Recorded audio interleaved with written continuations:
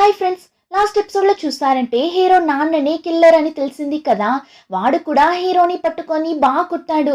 అంతా ప్లాన్ ప్రకారం జరుగుతున్నప్పుడు కరెక్ట్గా వచ్చి అంతా చెడిపేశావు కదరా అని రాయి తీస్తాడు. తీసి హీరో తల మీద కొట్టేలా వెళ్తాడు. కానీ అలానే కట్ చేసి యూన్ని చూపిస్తారు. యూన్ వచ్చి హీరో ఇంటికి వెళ్తుంది. కానీ అక్కడ ఏమో హీరో లేడు కదా. అంతే ఒకలా భయపడుతూ నిల్చున్నప్పుడు అక్కడికి గోమి వస్తుంది. ఇప్పుడైనా నిజం చెప్పాలి అని గోమికి అనిపించిందేమో. సో యూన్ దగ్గర ఇంకా తరువాత నేను లేట్ చేయాలి అని అనుకోవడం లేదు. ఆ కిల్లర్ ఇంకెవరో కాదు, మీ ఇంటికి రోజు వచ్చి వెళ్ళేవాడే అంటుంది. ఏం చెప్తున్నావు నువ్వు, అర్థం కాలేదు అన్నప్పుడు అది ఇంకెవరో కాదు, చైర్మన్ కొడుకు అంటుంది. అంతే హీరో నాన్ననే కదా. అంతే ఆ మాట విని యూన్కి చాలా షాకింగ్గా ఉంది. ఇప్పుడు ఫాస్ట్గా హీరోకి ఏమైందో ఏమో అని పరిగెత్తుకుంటూ వెళ్తుంది. ఆ టైంలోనే ఇక్కడ ఈ సైకో హీరోని రాయితోని కొట్టి చంపడానికి వెళ్తాడు. కానీ కరెక్ట్గా బోక్ వచ్చి హీరో చేయి మీదనే షూట్ చేసి హీరోని కాపాడిస్తారు. ఇంకా హీరోని ఆ కిల్లర్ బాగా కొట్టింటాడు కదా. సో హీరోని హాస్పిటల్లో చేర్పిస్తారు. ఇంకా హీరో నాన్నని కూడా అరెస్ట్ చేసేస్తారు. ఇప్పుడు next day morning police officers అందరూ చైర్మన్ ఇంటి ముందు నిల్చో ఉంటారు. ఇలా జరిగిన విషయం చెప్పి మీ ఇంటిని సర్చ్ చేయాలి అన్నప్పుడు చైర్మన్కి అదంతా విని అంత షాకింగ్గా ఉంది. ఏం చెప్తున్నారు మీరు, అలా అంతా ఏం ఉండదు అన్నప్పుడు లేదు సార్, మేము చెక్ చేయాలి అని చెప్పి లోపలికి వెళ్ళి ఎవిడెన్స్ కోసం చెక్ చేస్తుంటారు. కానీ పెద్దగా ఏం దొరకదు. ఇంకా బోకి ఆ కిల్లర్ని ఇన్వెస్టిగేట్ చేస్తుంటాడు. కానీ వాడు అలానే చాలా ఇన్నోసెంట్లా మాట్లాడుతుంటాడు.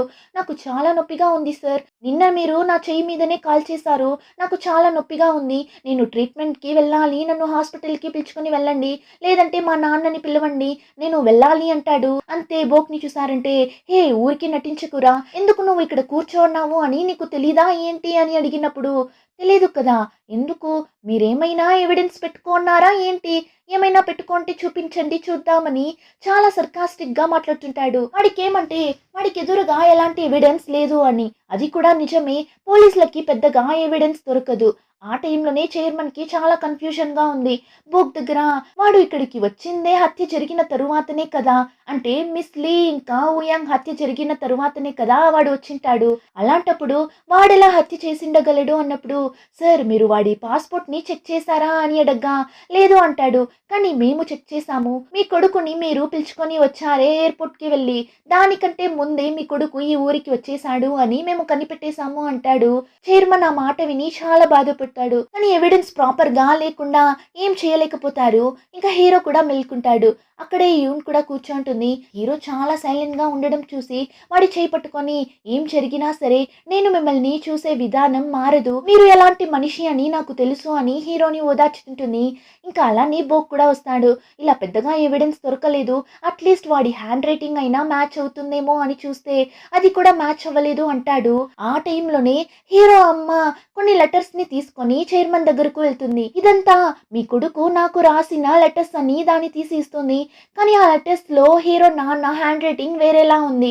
సో చైర్మన్ లేదు ఇది నా కొడుకు హ్యాండ్ రైటింగ్ కాదు అన్నప్పుడు ఈ హ్యాండ్ రైటింగ్ నాకు మాత్రమే తెలుసు, అతను యుఎస్ నుండి వారానికి ఒకసారి నాకు లెటర్ వేస్తాడు, లెఫ్ట్ హ్యాండ్లో రాసే నాకు లెటర్ని పంపిస్తాడు, అది కూడా చెప్పేవాడు నీకోసమే నేను స్పెషల్గా రాసి పంపిస్తున్నా అని. ఆ మాట విని నాకు మీ కొడుకు మీద ఇంకా ఇష్టం పెరిగింది. కానీ నేను ఏ రోజైతే ఆ టీ బాక్స్లో ఉన్న హ్యాండ్ రైటింగ్ని చూశానో అప్పుడే నా మనసు విరిగిపోయింది అంటుంది. చైర్మన్ షాక్ అయ్యి ఈ విషయం నీకు ముందే తెలుసు అంటే ఎందుకు ఎవరి దగ్గర నిజం చెప్పలేదు అన్నప్పుడు చెప్పి ఏమవుతుంది, ఇప్పుడు కూడా మీరు ఏం చేస్తారు అని నాకు తెలియదు, కానీ నా కడుపులో ఇప్పుడు మీ కొడుకు ఇచ్చిన బిడ్డ ఉన్నాడు, దానికోసమే నేను ఈ ఊరి వదిలి వెళ్ళిపోవాలి అని అనుకుంటున్నా అంటుంది. ఆ మాట విని చైర్మన్కి చాలా బాధేస్తుంది. అంతేకాకుండా ఆ కడుపులో ఉన్న బిడ్డ మిస్టర్ జాన్ అని చైర్మన్కి తెలుసు కదా. సో ఇప్పుడు ఏం చేసేది అని తెలియక కూర్చుంటాడు. ఇంకా హాస్పిటల్లో ఉన్న హీరో అయితే ఈ టీ బాక్స్ లో వాడి నాన్న రాసిన హ్యాండ్ రైటింగ్ ని మనం ఎప్పుడైనా చూసామా అని చాలా ఆలోచిస్తుంటాడు. అలా ఆలోచించినప్పుడు చిన్న వయసులో జరిగిన ఒక విషయం గుర్తొస్తుంది. ఒకరోజు వాడి నాన్న యుఎస్ నుండి లెటర్ ని పంపించింటాడు. ఆ లెటర్ ని హీరో కోసమే పంపించింటాడు. వీడు కూడా దాన్ని తీసి చదివేసి వాడి తాతయ్య దగ్గర చూపించడానికి ఫాస్ట్ గా వెళ్తాడు. తాతయ్య తాతయ్య ఇక్కడ చూడండి, నాన్న లెటర్ వేశాడు అని చెప్పినప్పుడు వాడి తాతయ్య కూడా తీసి చదివి ఇలా లెఫ్ట్ హ్యాండ్ తో రాయొద్దు అని వాడికి ఎంత చెప్పినా వింటాడు ఉంటాడా చూడు, వీడంతా మారడు అని భయంకరంగా హీరో నాన్నని తిట్టాడు. తిడుతూ ఆ లెటర్స్ అన్నింటినీ కోపంగా చింపేసింటాడు. సో అదంతా ఇప్పుడు గుర్తు చేసుకున్నప్పుడు ఇప్పుడే హీరోకి అర్థమవుతుంది చైర్మన్ కి అన్ని విషయం తెలిసిండాలి అని. అంటే వాడి నాన్న కిల్లర్ అని. దాని వల్లనే ఆ కోపాన్ని, అంటే వాడి నాన్న మీద ఉన్న కోపాన్ని హీరో మీద చూపించింటాడు. అంతేకాకుండా హీరో నాన్నని యూఎస్ పంపించి తిరిగి రానేకూడదు అని ఎందుకు చెప్పాడు అని.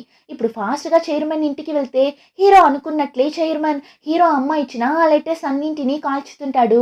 లాస్ట్ 2 పేపర్లు ఉన్నప్పుడు హీరో ఫాస్ట్గా వెళ్ళి తీసేసుకుంటాడు. ఏం చేస్తున్నారు, ఎందుకు ఇలా చేస్తున్నారు అని అడిగినప్పుడు చైర్మన్ వచ్చి అంతా నీ మంచి కోసమే చేస్తున్నా. రేపు నువ్వు ఒక హంతకుడి కొడుకుగా ఆ పేరుతో జీవించాలి అని ఆశపడుతున్నావా? నువ్వు మిగిలిన వాళ్ళలా నార్మల్గా జీవించాలిరా. ఇప్పుడు మీ అమ్మ ప్రెగ్నెంట్గా ఉన్నారు. నాకు తెలుసు ఆ కడుపులో ఉన్న బిడ్డ నువ్వే అని. నువ్వు మిగిలిన వాళ్ళలా ఉండాలి కదా, నీ లైఫ్ బాగుండాలి అనేరా ఇలా అంత చేస్తున్నా. వాణ్ణి నేను ఎక్కడైనా కంటికి కనిపించినట్లు పంపించేస్తాను. వాడు తిరిగి రానే రాడు. దయచేసి నేను చెప్పేది విను. నువ్వు చూసి చూడనట్లు ఉండు అంటాడు. కానీ హీరో వినేలా లేడు. మీకు ఇంకా నా అర్థం కాలేదు. ఇదంతా దాచి అతని హంతకుడు అని లోకానికి తెలియకుండా చేసి నేను సంతోషంగా జీవించేస్తాను అని మీరు అనుకుంటున్నారా? మీకు అతని మీద ఉన్న కోపం నా మీద అలానే అసహ్యంగా మారుతుంది. అంతేకాకుండా అతన్ని కాపాడడం వల్ల ఫ్యూచర్ ఎలా మారుతుంది అని మీకు తెలుసా? అంతెందుకు, ఫస్ట్ నేను ప్రాణాలతో ఉంటా అని మీకు తెలుసా అన్నప్పుడు చైర్మన్ అలానే కూర్చొని అంతలా ఏడుస్తుంటాడు. కానీ హీరో ఏం పట్టించుకోలేదు. ఆ లెటర్ని తీసుకొని బోక్ దగ్గర ఇచ్చేస్తాడు. సో బోక్ ఆ ఎవిడెన్స్తో హీరో నాన్నని అరెస్ట్ చేసేస్తాడు. ఫుల్గా మీడియా రిపోర్టర్స్ అని వాడిని ఫోటో అంతా తీస్తుంటారు.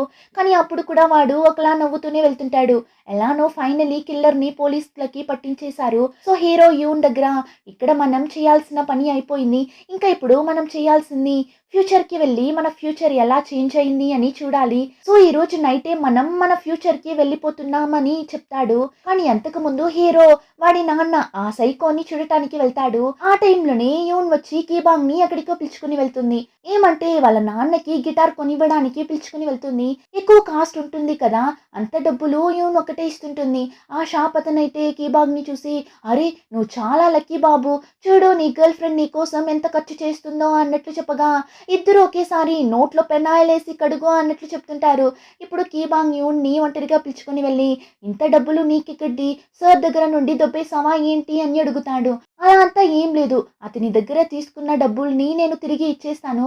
నువ్వు అనవసరంగా అంతా మాట్లాడకుండా వెళ్ళి గిటార్ని తీసుకో అని చెప్పగా కీబాంగ్ కూడా ఇన్ని రోజులు గాల్లోనే గిటార్ని ప్లే చేస్తూ ఉంటాడు కదా, ఇప్పుడు నిజంగానే గిటార్ వాడి సొంతమైనందుకు హ్యాపీగా ఫీల్ అవుతాడు. ఇప్పుడు మళ్ళీ యూన్ దగ్గర ఇంత కాస్ట్లీ అయినదంతా నాకు కొనిస్తున్నావు అంటే నీకు నా మీద ఏమైనా క్రషా అని చెప్పేలోగానే నీ బొంద ఇది నీకు నేను ఇచ్చే లంచం అనుకో.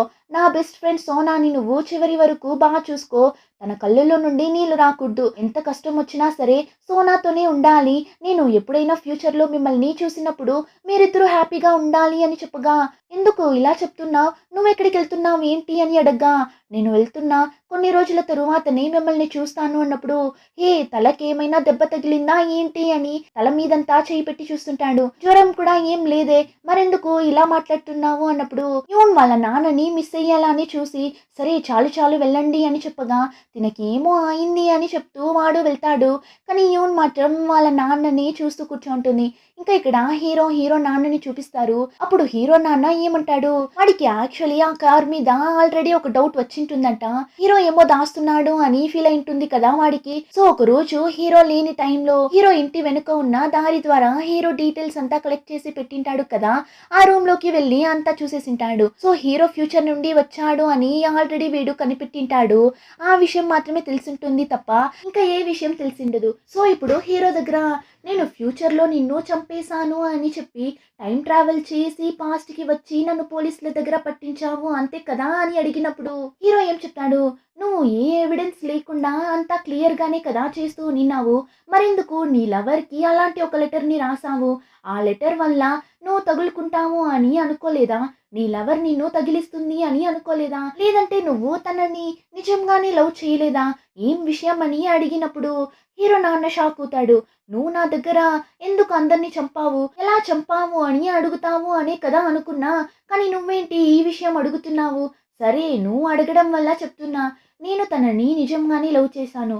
తనతో ఒక ఫ్యామిలీని క్రియేట్ చేయాలి అని అనుకున్నా అని ఒక ఫ్లాష్ బ్యాక్ చెప్తాడు. ఏమని చూస్తే వీడు చిన్న పిల్లాడిగా అంటే హీరో నాన్న చిన్న పిల్లోడిగా ఉన్నప్పుడు వాడి అమ్మ విని అసలు పట్టించుకోరంట. వీడి దగ్గర మాట్లాడనైనా మాట్లాడరు. ఎప్పుడు చూసినా ఒక బుక్‌ని చదువుతూ ఉనింటారు.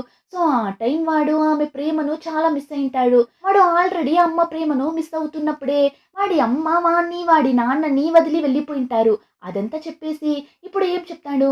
నాకొక ఫ్యామిలీ కావాలి అని అనుకున్నా. నాకు పుట్టబోయే అబ్బాయికి మంచిగా ఒక ఫ్యామిలీ ఉండాలి. నాలా వాడు సఫర్ అవ్వకూడదు అని అనుకున్నా. అమ్మ లేకుండా వాడు ఒంటరిగా జీవించనేకూడదు అని అనుకున్నా. నా గర్ల్ ఫ్రెండ్ కూడా నాలానే. తను ఒక అనాథ. సో, తనకి ఫ్యామిలీ విలువ, మనుషుల విలువ ఏంటో తెలుసు. సో, తను నాకు కరెక్ట్‌గా ఉంటుంది అని అనిపించింది. మేము ఫ్యామిలీగా కలిసి హ్యాపీగా ఉండాలి అని అనుకున్నా అన్నప్పుడు హీరో అదంతా వినేసి నువ్వు అనుకున్నట్లే అంతా చేశావు. కానీ నువ్వే దాన్ని చెడుపుకున్నావు. మంచి పని. మా అమ్మ నిన్ను వదిలి వెళ్ళిపోయారు అని చెప్తాడు. ఆ మాట విని వాడు బెదిరిపోతాడు. ఏం చెప్పావు నువ్వు ఇప్పుడు? నువ్వు చెప్పిన దానికి ఏమర్థం? లేదు. నువ్వు చెప్పడం నిజం కాదు. అవకాశమే లేదు. నువ్వు నా కొడుకైతే నువ్వెందుకు నన్ను తగిలిస్తావు? అంతేకాకుండా నేనెందుకు నిన్ను చంపుతాను అన్నప్పుడు అలాంటి ఒక క్రూరమైన నాన్ననే కదా నాకు ఉండిండాడు. నువ్వు చాలా ఆశపడి పెంచాలి, చూసుకోవాలి అని అనుకున్న ఆ కొడుకు నేనే. నేను చెప్తున్నా విను. నువ్వు చెప్పావే ఒక కథ. అదంతా నువ్వే నీకు వెతుక్కున్న ఒక ఎక్స్‌క్యూజ్. అలా చూస్తే అమ్మ లేకుండా పెరిగిన వాడినే నేను కూడా. అది నీ బుద్ధిలోనే ఉంది. నిన్ను నువ్వు విక్టిమ్‌గా చూపించుకోవాలి అని ట్రై చెయ్యకు. నీ మీద ఎలాంటి సింపతి రాదు. నువ్వు ఒక హంతకుడివి అని చెప్పి ఒక ఫోటోని తీసి టేబుల్ మీద పెట్టేసి అక్కడి నుండి కోపంగా వెళ్ళిపోతాడు. ఆ ఫోటోలో ఏముందని చూస్తే హీరో చిన్న పిల్లాడిగా ఉంటాడు. వాడితో పాటు వాడి నాన్న అంటే ఆ కిల్లర్ నాన్న కొడుకు ఇద్దరు ఉన్న ఫోటోనే అది. దాన్ని చూడగానే కిల్లర్‌కి పిచ్చి పట్టిపోతుంది. ఏం చెయ్యాలో తెలియక కూర్చుంటాడు. ఇంకా ఆ రోజు నైట్ వీళ్ళిద్దరూ ఫ్యూచర్‌కి వెళ్ళాలి అని డిసైడ్ అవుతారు కదా! సో, సోనా ఇంట్లో వాళ్ళు అయితే ఇద్దరిని చాలా ఫీల్ అయి పంపిస్తుంటారు. సోనా అయితే అంతలా ఫీల్ అవుతుంటుంది. ఎందుకు నువ్వు వెళ్తున్నావు? ఇక్కడే ఉండిపోవచ్చు కదా అంటుంది. అప్పుడు యూన్ వచ్చి నిన్ను ఇక్కడ చూడడంలో నాకు చాలా హ్యాపీ.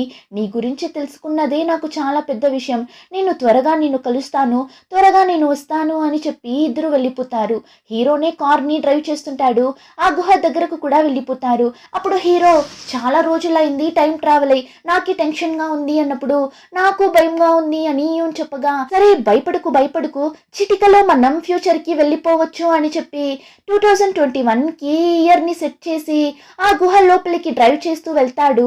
కాసేపట్లోనే ఆ గుహని కూడా క్రాస్ అయ్యి వెళ్ళిపోతారు. ఓకే, మనం 2021కి వచ్చేసామా అని ఇద్దరు చూస్తుంటారు. అలా చూస్తుంటే సడన్ గా మిస్టర్ జాన్ అని ఒక సౌండ్.